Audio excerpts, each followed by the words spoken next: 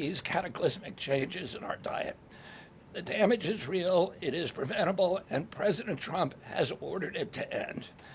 If the United States reduced obesity, type 2 diabetes, heart disease, and Alzheimer's to Japanese levels, we would save approximately $600 billion a year.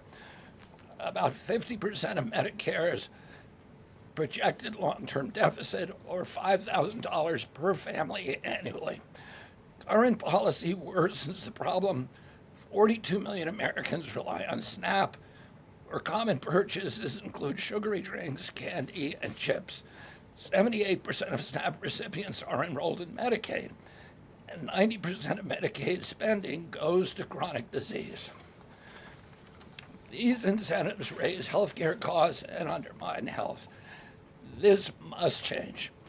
The new framework centers on protein and healthy fats, vegetables, fruits, and whole grains. And you can see the food pyramid here.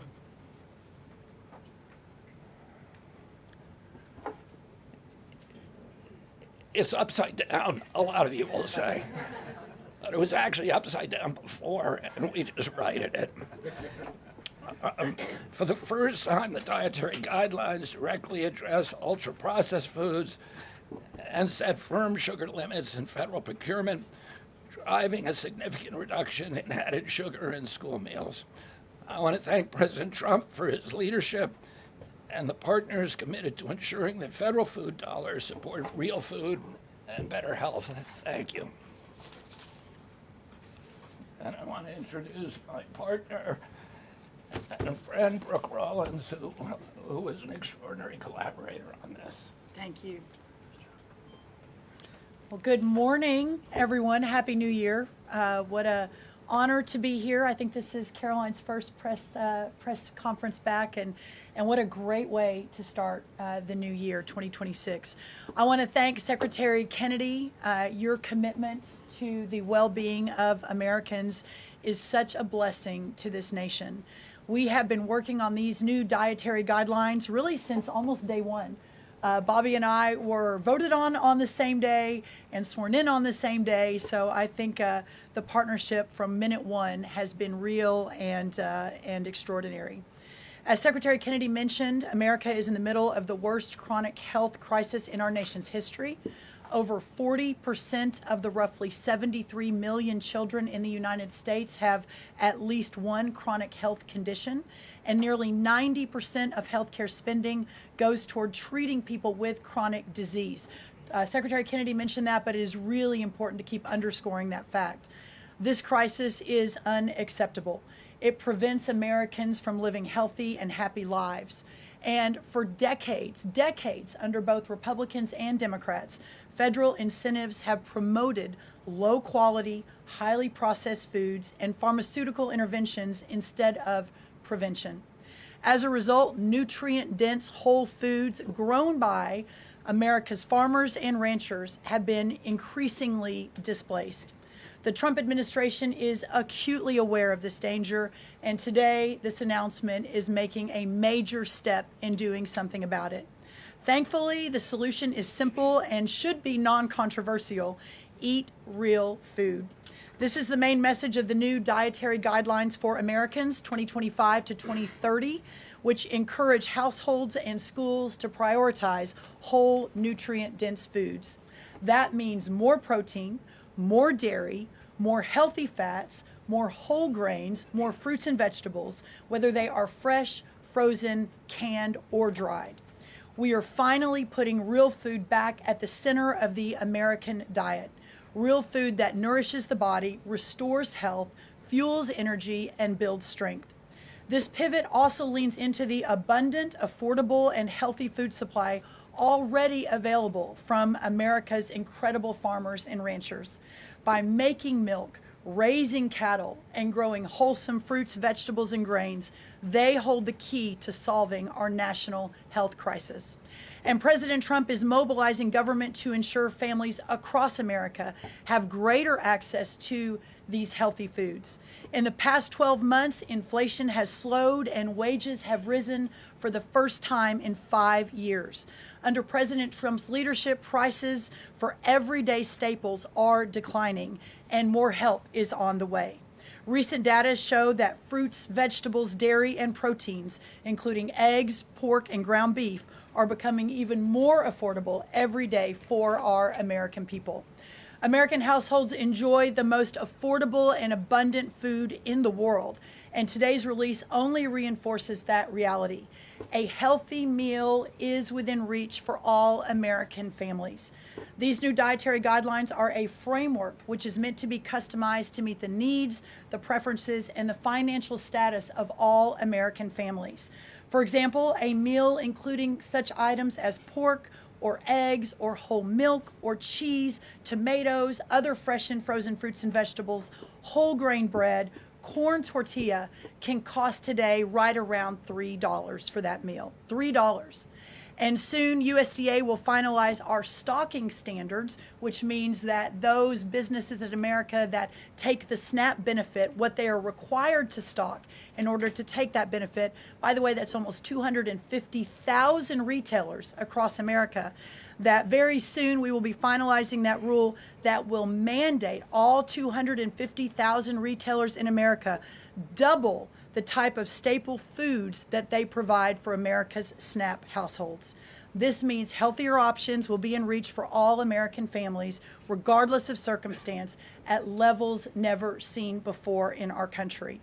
These dietary guidelines are foundational to so many USDA programs, and their introduction marks the first step in connecting America's schools and dinner plates to the best of American agriculture. Make no mistake, under President Trump's leadership, we are restoring common sense, we are restoring scientific integrity, and we are restoring accountability to federal food and health policy. The new guidelines are all about putting the well-being of Americans first, exactly where it should have been all along. This is the foundation that will make America healthy again, not just for those of us alive today, but for our children and our children's children and those coming behind. I want to end by saying God bless American families, God bless the American farmer and rancher, and God bless America. What an honor now to introduce another great partner in this incredible work, and that is Dr. Mehmet Oz. Thank you. Congratulations to Secretary Rollins, Secretary Kennedy, and do want to express my appreciation for what the President has done overall to increase the affordability of health care. The biggest accomplishment perhaps for the health system abilities to drop down prices last year was the most favored nation drug pricing that Karoline mentioned. These are incredibly effective at reducing the costs, for example, of what the President calls the fat shot, the Ozempic, GLP-1 category of medications. We dropped them dramatically.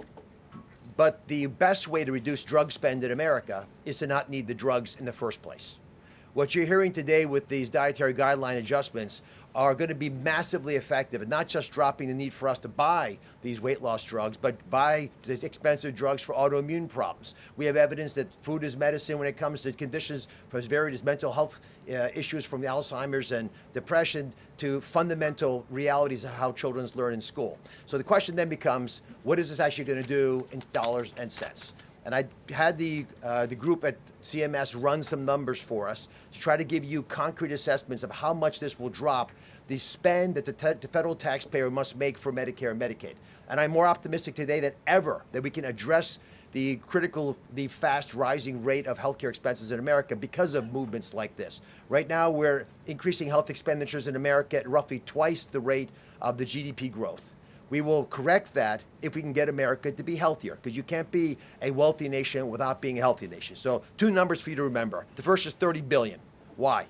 30% of healthcare costs are directly attributable to obesity. I'm not talking about indirect associated expenses, which are also present, but a very conservative number, 30%, are directly attributed to obesity. That's about $300 billion a year for just Medicare, If we were to affect obesity by 10%, which is an incredibly conservative and justifiable assumption that has been borne out in evidence-based dietary experiments and trials, just that alone is $30 billion of reduction of expenses for Medicare rather. That's also obviously correlated with Medicaid reduction in spending. In Medicaid, it's a different opportunity because in Medicaid, we educate children. 53% of children in America are covered by Medicaid or CHIP, and we have programs to teach kids and their parents what to eat, and how to make these dietary guidelines that Secretary Rollins, Secretary Kennedy have crafted with their teams into practice. It will dramatically change the natural history of how children are able to participate in life. But let me give you one last number. If we're able to get the average American, who today retires on average at age 61, get them just to work 1 year longer, because they feel so vital, so strong, so bullish about their future, because they're feeding their bodies nutrients that are essential to their high-functioning productivity, we will increase the overall GDP of our nation by trillions of dollars. So we will reduce healthcare expenses. At the same time, we jazz up the U.S. economy with trillions of dollars created by the productivity of American workers. God bless you both for making the DGA feasible and making it perhaps the wisest investment we could make in our communities. Marty McCary is one of my closest friends, the powerful leader of the FDA who's been taking brave steps along the line and has additional insights. Thanks. Thank you, Dr. Oz.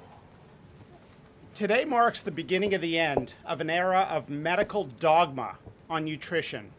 For decades, we've been fed a corrupt food pyramid that has had a myopic focus on demonizing natural, healthy, saturated fats, telling you not to eat eggs and steak, and ignoring a giant blind spot. Refined carbohydrates, added sugars, ultra-processed food. This study in JAMA now shows that 60% to 70% of kids are getting their calories from ultra-processed foods. That's an epidemic. We now have a generation of kids addicted to refined carbohydrates, low in protein.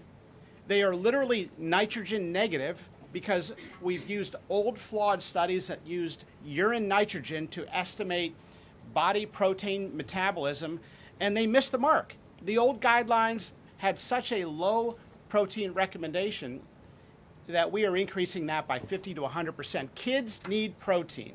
The old protein guidelines were to prevent starvation and withering away.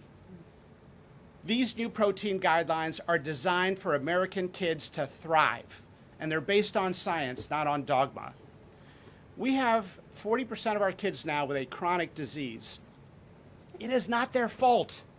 This is something that is the result of bad advice from the government and a medical establishment that for decades peddled research from a flawed 1960s model. Today, we are setting the record straight. This is not a willpower problem of our nation's kids. This is something adults have done to kids, and we're going to fix it. And so, as Dr. Oz said, the best way to lower drug prices is for people to stop taking drugs they don't need. We are going to finally address the root causes of our broken healthcare system: insulin resistance and general body inflammation, advanced by the protein-poor, micronutrient-poor, ultra-processed, refined carbohydrate diet that kids are addicted to today. And so, on behalf of the Food and Drug Administration, we are proud to be a part of this. We are grateful to be contributing to this work. Thank you, Secretary Rollins. Thank you, Kyle Diamantis, the best deputy commissioner for food at the FDA the agency has ever had. This is a historic day in America. Thank you, Karoline. Thank you so much. Thank you. I hope everyone's inspired to go eat a salad for lunch after this briefing. If anybody has questions on this topic, we will take a few and then we'll get into the topic. We'll start with our new media seat. If you have a question on this topic today, Jamie Franklin, she comes from the Conservator. Why don't you kick us off? Yeah, first of all, Caroline, congratulations on your pregnancy. We're so excited for you. Thank you. MAHA moms across the country, including myself, are just so excited by what this administration is doing to make our kids healthy again. But, you know, we do have concerns when it comes to these blue states pushing back on a lot of progress that we're making as an administration. And particularly, we're really excited that you guys revised and streamlined this vaccine schedule. However, what we have seen is that these blue states, whether it be, you know, no tax on tips, no tax on overtime, or pushing back on immigration, they continue to stop your guys' progress. So what has been the response from these blue states? Because as MAHA moms enrolling our kids in school, this is a big issue, and we celebrate what you guys are doing, but we want to have it, you know, even in the blue states as well. I mean, My hope is that we only released these earlier, 2 days earlier. I'm sorry. Duck is also high in protein. It's an interesting. Duck is a good thing to eat, everybody. We only released the new vaccine schedule 2 days ago. The vaccine schedule, there's nothing compulsory in it. Everybody, I've always promised, I'm not going to take people's vaccines away from them. People who want to get vaccines, everybody who wants them can get all of the vaccines that were on the old schedule. They will all be paid for by the Vaccines for Children program or for the insurance the same as before. We release guidelines that we think are optimal to public health. They're the same with core vaccines that are required by the European community. And those nations all have much better health outcomes than we do. And they're based on their best science and also on their conviction that when you put too many vaccines on the program, it actually reduces compliance. It reduces uptake. And so we want to maximize the uptake of vaccines by making sure that Americans know that we are making recommendations that are science-based, that are common sense, that are grounded in science. And right now, that's the best science that we have. And again, there's 3 categories of vaccine. One is the core schedule, which resembles the European countries. The second is for people who have vulnerabilities, for high risk, and that doesn't change at all. And then the third is shared decision making, which any vaccine that was on the old schedule, you can continue to get. So people will make their own choices, and that's what democracy is about. I asked the boss, Karoline, for permission to add a little bit to this because I think it's really important. And by the way, Jamie, what a superstar you are. It's so fun to see you in this seat, Jamie Franklin. The blue state question is a really important one. And for those of us that are running agencies with these programs, I mean, I've talked to a lot of you already about how we have 22 blue states that won't give us their SNAP data so that we can figure out and ensure that those who really need these programs are actually getting these programs. Clearly, you all have been writing about Minnesota. California is next. We're looking at New York, some other states. The amount of fraud in all of these programs is absolutely stunning. And the challenge is, I mean, from Medicaid, et cetera, I know, Dr. Oz, you've talked a lot about that. This is a significant problem. And I think who's really harmed in all of this conversation and when these blue states aren't partnering with us to try to do this right is we say blue states and red states, but in those states, there are all kinds of our citizenry and that aren't all Democrat or aren't all Republican. We had a poll that just came out that had about 85% of all Americans believe that states should turn their data over on SNAP so that we can figure out where the fraud is and ensure these programs are going where they need to go. So my request of these blue states and these blue state governors is partner with us. Let us figure out how to do this better. Let us make sure that whether it's the vaccine schedule or the SNAP program or the Medicaid program or the child care program, that we are doing everything we can to protect every tax dollar, but to also ensure those who need it the most vulnerable in our society, are getting the programs they need versus those who A, are not even supposed to be here, or B, are cheating the system. Thanks, Caroline. One of the changes that was made had to do with alcohol. Secretary Kennedy or Dr. Oz, could you explain the science behind the new language on not saying 2 drinks for men and 1 drink for a woman every day would be healthy, and whether or not the industry had an impact on the language of moderation versus just saying alcohol is not healthy and you shouldn't drink it? So alcohol is a social lubricant that brings people together. In the best case scenario, I don't think you should drink alcohol, but it does allow people an excuse to bond and socialize, and there's probably nothing healthier than having a good time with friends in a safe way. If you look at the blue zones, for example, around the world where people live the longest, alcohol is sometimes part of their diet. Again, small amounts, taken very judiciously, and usually in a celebratory fashion. So there is alcohol on these dietary guidelines, but the implication is don't have it for breakfast.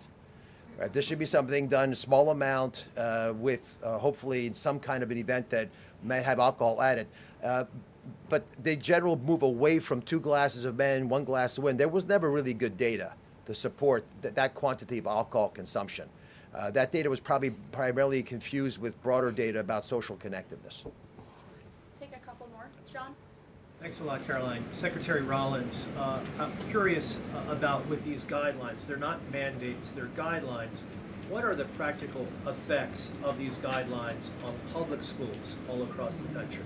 Well, today begins thank you, John. It's good to see you. Today begins the first day now in a recalibration of the rules, whether it's school lunches, whether it's the SNAP program, whether it's as veterans were mentioned, our prison system, that now we begin the process of implementing and redrafting the rules to reflect what this new dietary guidelines for Americans actually is doing to our food system. So there is a lot of work to do. Nothing changes overnight, but as I think we've proven, this administration moves very, very quickly on all fronts, 7 days a week, 365 days a year, and so you'll begin to see some real changes coming very soon. As everyone is aware, for many of our most vulnerable in the margins in our communities, the school lunch is often the best place for our children to get the healthiest meal. Hopefully with stocking standards and reworking SNAP and the SNAP waivers we've done, that begins to change too. But right now, that is going to be the single most important, from my perspective, move forward, is the school lunches and making sure that we're getting the right amount, the best amount, and most nutrient-dense foods into the schools. Thank you. You also mentioned, Secretary Rollins, cost when you had your remarks a little bit earlier. Is eating healthier more cost effective? Is it cheaper than just having a diet of processed foods? I had a whole chart to show you, but left it in the back, unfortunately, that yes, indeed, that eating healthy, for the most part, we've got 100 simulations, is actually less expensive. The challenge is the access to those healthy foods, especially in parts of America where they have food deserts. They don't have a H-E-B or a Kroger or a Central Market. These are all Texan grocery stores, but whatever similar across the country. But that is why these stocking standards in SNAP are so important. So if you have a economically challenged family, and the only place they're getting their food is the 7-Eleven. We have a longer term important policy priority, and that is getting grocery stores into these lower margin communities. But for now, requiring those retailers, those 250,000 retailers across America, to double their stocking of healthier foods. That will allow us to immediately get these better foods into all communities, but especially the most vulnerable. Thank you, John. Let me just add something to that. Brooke and I are working on a program. Affordability is the priority for the president. And we know we have to make it easy and accessible for healthy foods for every American. And we believe we can do that. We think affordable food is within reach of every American family. We are working on a education and information program that will allow American families all over the country to come onto our website and find the healthiest foods at the lowest cost for themselves. I'd also just add this. The idea that a cheap meal made of processed food is cheap is an illusion, because you're paying for it on the back end. You're paying for it with diabetes, with obesity, with illness. And if you internalize that cost of the meal, it would be a tiny fraction of the long-term cost of eating bad food. So we'll take one more in the white blazer.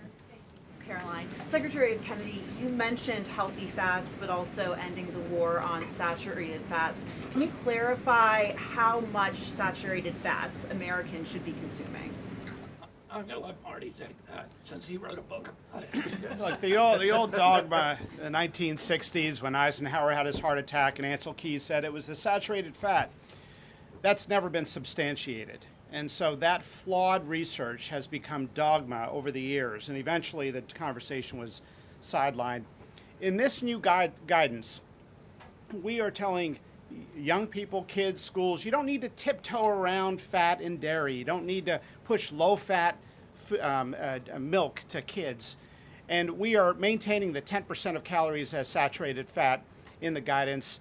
The real issue is protein. The fact that 60 to 70% of the calories of kids today in America is ultra-processed food. These are the issues that have become giant blind spots where we're now putting attention. And we hope that there are conversations in every school board in America, in every church and synagogue and house of worship, every home in America will now have conversations. We've got to talk about school lunch programs, not just putting 6-year-olds on Ozempic. Food can be curative. We've got to talk about the microbiome and fiber and healthy whole grains and the good soil that food comes from and the healthy clean waters and good farming techniques. So that's the focus of this guidance. Thank you. Great. Some of you may be wondering why Dr. Carson is here. He is our National Nutrition Advisor working alongside Secretary Kennedy, and he's played a big role in this effort. So I want to thank you so much, Dr. Carson, for being here today. And thank all of you for being here today. I know you're all very busy people, and these people have a lot of questions on things other than diet, I'm sure. So I'm going to get to work, and thank you guys so much for coming. Thanks, everybody. Thank you. Thank you. Okay, thanks. All righty. Great. Does anyone have any questions? Rachel, why don't you start? Thank you, Caroline. The president has been adamant that he is now in charge of Venezuela, but Delcy Rodriguez said the government of Venezuela runs her country, no one else, saying, quote, there's no external agent governing Venezuela. So which one is it? Let me just be very clear. This is the first time that I've addressed Venezuela from the podium since being back and since the historic and incredibly successful military operation, law enforcement operation conducted by our United States military that you all saw and the world witnessed last week. The skill, the might of the United States military and our country under the leadership of this president is on full display to the rest of the world. And let's just set the record straight. There isn't another military in the world who could have pulled off this operation. There is not another president in the world or in our nation's history who had the courage to authorize such a mission. And I think the world has taken notice that America is truly back. With respect to Venezuela, the Trump administration, led by Secretary Rubio, the vice president, and the president's entire national security team, is in close correspondence with the interim authorities in Venezuela. We obviously have maximum leverage over the interim authorities in Venezuela right now, and the president has made it very clear that this is a country within the United States, the Western Hemisphere, close by the United States, that is no longer going to be sending illegal drugs to the United States of America. It's no longer going to be sending and trafficking illegal people and criminal cartels to kill American citizens as they have in the past. And the president is fully deploying his peace through strength foreign policy agenda. So we're continuing to be in close coordination with the interim authorities, and their decisions are going to continue to be dictated by the United States of America. Just one follow-up, when you talk about that leverage there, has the Venezuelan government fully committed to turning over its oil to the United States indefinitely, and what happens if they do not? Well, as you saw, the president announced last night, this was a deal. This was a deal made by the president and his team with the Venezuelan interim authorities. This will benefit both the American people and the Venezuelan people. And Secretary Wright and the Department of Energy are working with the interim authorities and also with the private oil industry to execute on this historic energy deal. That's not only good for the United States, but it's also going to revive the prosperity, the safety, the security of both the United States and Venezuela as well. Ed. Following up on the oil part of this, 30 to 50 million barrels of oil. How exactly is that going to work? You're getting it out of Venezuela into the United States? Yes, And then what? That's exactly right. So as you know, Ed, as the president announced last night, this was the sanctioned oil that was basically just sitting in barrels, sitting on ships because of the effective quarantine of the United States of America. And the interim authorities have agreed to release that oil to the United States, so it will be arriving here at home very soon. The United States government has already begun marketing Venezuelan crude oil in the global marketplace for the benefit of the United States, engaged the world's leading commodity marketers, key banks to execute and provide financial support for these crude oil and crude product sales.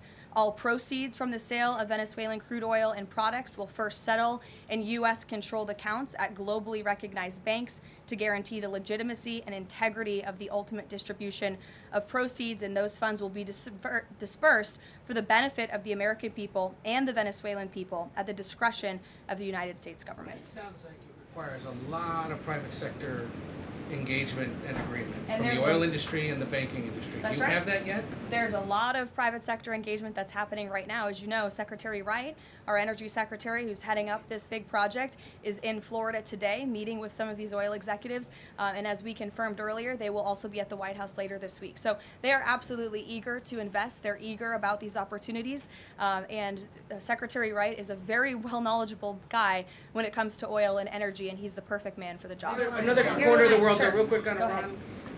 Go ahead.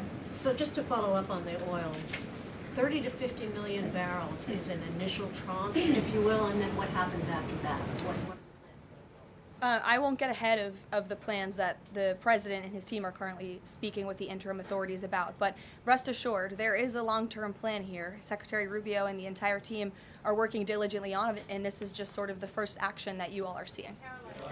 Ed. Thanks, Caroline. So in order to get these oil companies to invest billions in Venezuela, how will the U.S. reassure that their workers will be safe in Venezuela? Could there be troops involved? At this point in time, as you know, there are no troops on the ground in Venezuela. The president, of course, reserves the right to use the United States military if necessary. It's not something he wants to do. Diplomacy is always the first option, as you saw. He tried that with Nicolas Maduro, but unfortunately, he was an illegitimate dictator and an unserious person. And so President Trump authorized this law enforcement operation, and now Nicolas Maduro is sitting in a prison cell in New York. So certainly the president is going to do what's in the best interests of the American people, and that includes workers from our energy and oil industry as well. With that meeting tomorrow, what is the message the president is going to give to the oil executives, and what does he want to hear? Well, the meeting is on Friday, and it's just a meeting to discuss, obviously, the immense opportunity that is before these oil companies right now. Stephen. Caroline, and congratulations again. Thank you. The New Yorker had a story yesterday on the vice president, and it questioned his, quote, notable absence on Venezuela. And the sub-headline asked, was the vice president's exclusion from the operation in Venezuela an expression of his anti-interventionist ideology or political calculation? Would you be able to discuss the vice president's role in Venezuela policy? I did see that report in the New Yorker, and quite frankly, I laughed out loud because it's very clear it's a fake report that's trying to sow distrust and division amongst the president and his team. Let me just be very clear. The vice president has been involved in all policy. He is the right-hand man of the president on all policy matters, including Venezuela policy. He was, of course, read in and deeply involved in this operation from the very beginning. And he was present on the night of the operation via secure communication at a different location as to not damage the operational secrecy of this mission. That was so incredibly important to ensure that this mission could be carried out successfully without endangering our troops. Sure. The U.S. seized a tanker recently. Russia specifically asked the United States not to seize that tanker. Does this action risk a larger conflict with Russia? I believe you're referring to the Bella 1 tanker that was seized this morning. The Department of Justice and the Department of Homeland Security, in coordination with the Department of War, did announce that seizure this morning for violations of U.S. sanctions. I've spoken about the enforcement of our sanctions policy at the podium prior to the new year, and this administration is going to fully enforce the sanction policy of the United States.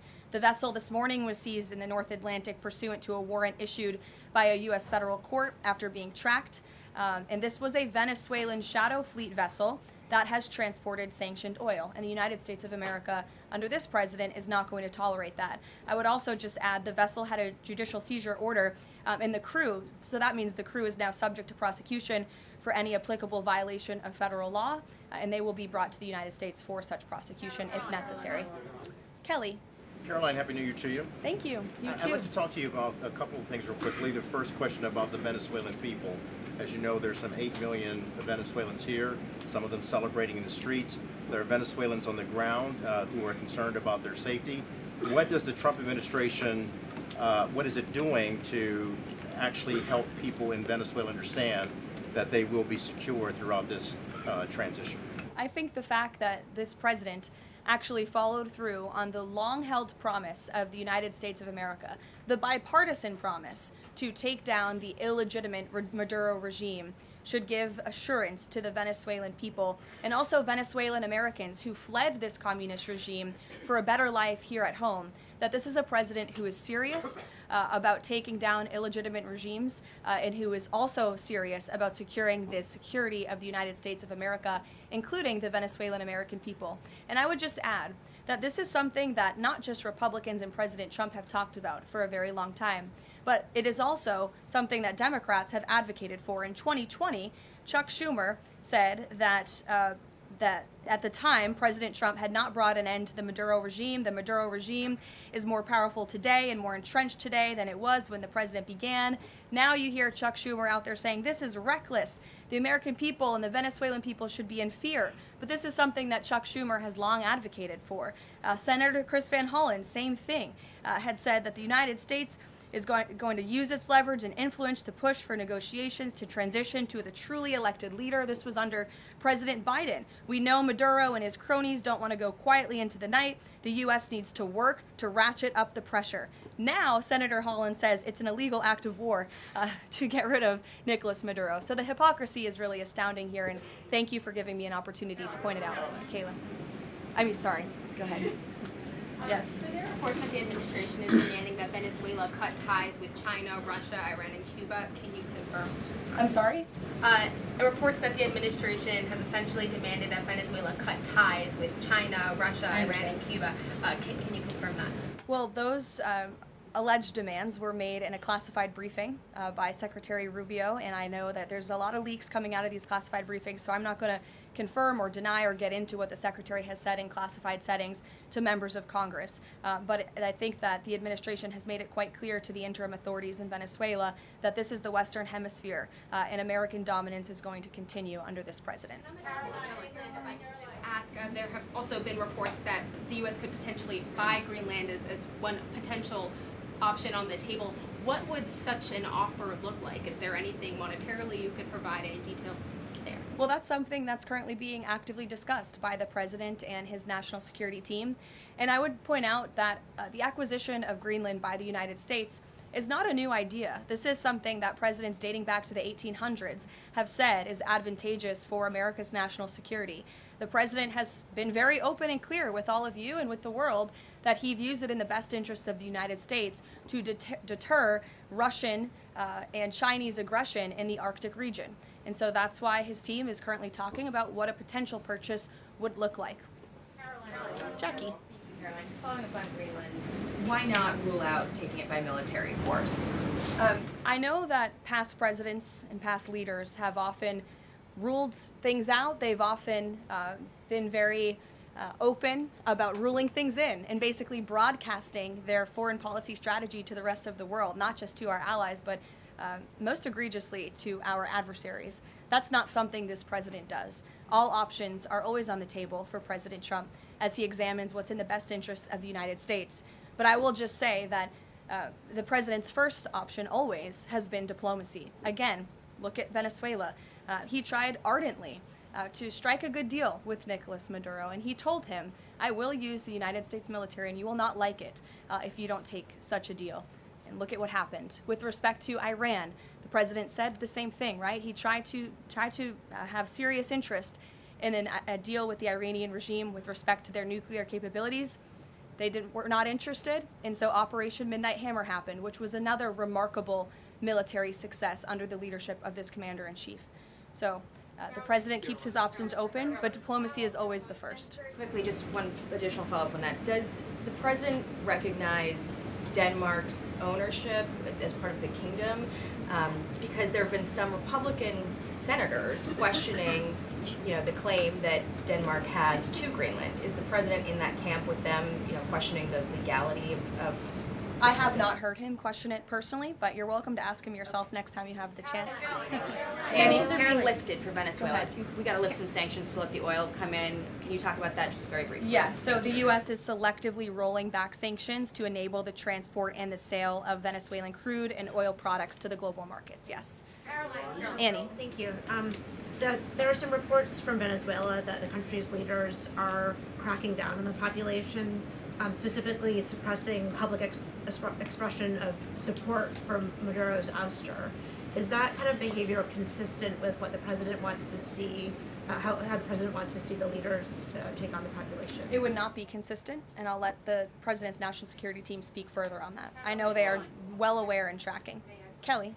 Two questions. One, on the seized vessels, the Bella, the Sophia, can you tell us where they're headed, what happens to any existing cargo, and you reference personnel but potentially facing prosecution? That's one thing I'd like to follow on. And then on the Bella. Yes, okay. And on Annie's question, if I could also ask, does the administration believe that the interim regime should release all political dissidents and prisoners and return detained Americans? That's not a question that I've personally spoken about to the president with, so I will let him answer that question. I don't want to make new policy at this podium today with respect to Venezuela.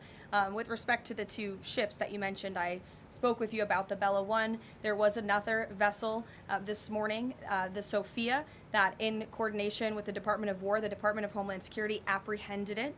This is a stateless, sanctioned, dark fleet motor tanker, and this occurred without incident. This vessel was operating in international waters and conducting illicit activities in the Caribbean Sea. The U.S. Coast Guard is escorting the Sophia to the United States for final disposition. To answer your question, Kelly, directly, this was through Operation Southern Spear.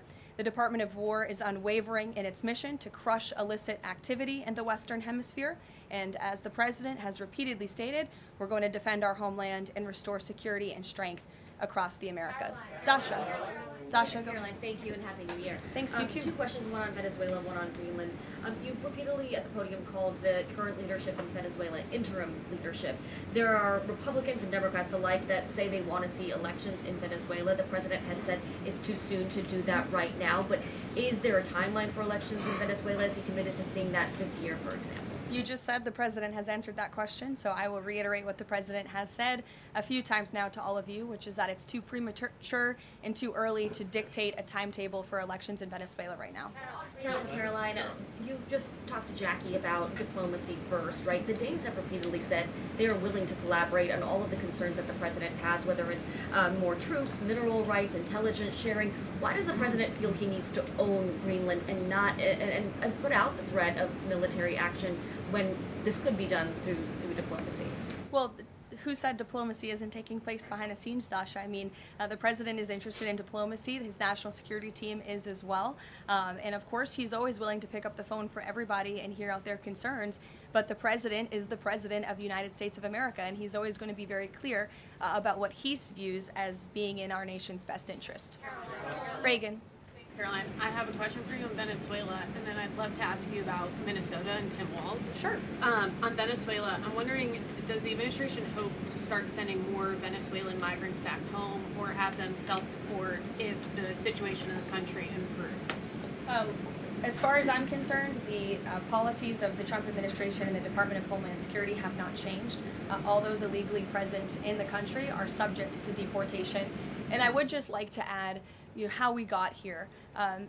The president was very clear on the campaign to the American public, and it's one of the many reasons they resoundingly reelected him back to this office, that he was not only going to crush foreign drug cartels, but that he was not going to stand by and watch as the illegitimate Venezuelan regime was sending illegal criminals and gang members and rapists and murderers to our country, which happened to the tune of thousands under the previous administration and president. And so there could be nothing more America first than this operation that took place last week.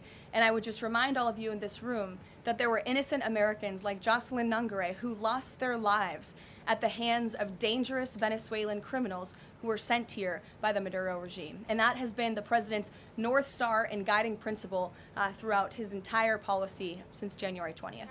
Tim Walz in Minnesota, Does the administration believe that Tim Walz potentially dropped out of the governor's race because he could be under criminal investigation? I don't know if there's a criminal investigation. If there was, I wouldn't be able to comment on it from up here, to be honest with you. But I think Tim Walz probably dropped out of the race because he realizes he no longer has the support of the people of his own state, which is a remarkable downfall considering he was the number 2 on the Democrat Party's ticket just about a year ago. When it comes to Minnesota, the fraud that we have seen, the wide scale of fraud is really remarkable. It's egregious. I would encourage every single journalist in this room to go to Minnesota and to cover it yourselves. As for the Trump administration, we have officials who have been on the ground almost every day. Secretary Noem was there yesterday. Secretary Bessent will be traveling there later this week to talk about the fraud and to do a roundtable on this very topic. And I would just like to leave you with an update.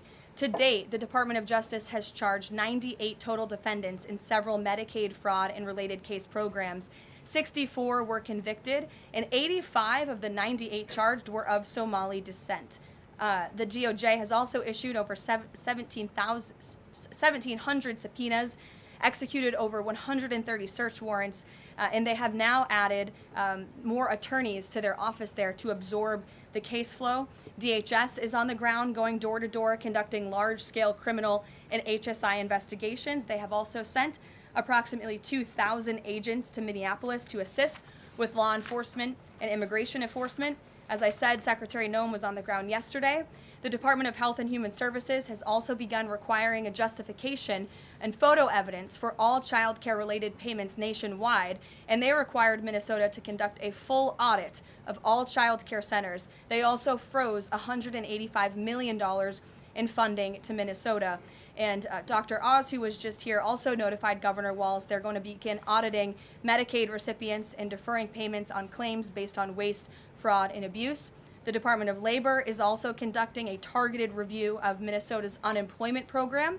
Department of Agriculture requiring Minnesota to conduct recertification for SNAP recipients, and HUD has launched investigations into the public housing. SBA has also suspended nearly 7,000 borrowers amid suspected fraudulent activity. So, with all of that, rest assured this is an all-hands-on-deck effort from the entire administration to get to the bottom of this and to ensure that the ripping off of taxpayers in the state of Minnesota, and it won't just be Minnesota, it'll be any state across this country where fraud has taken place, and we are protecting law-abiding, tax-paying American citizens.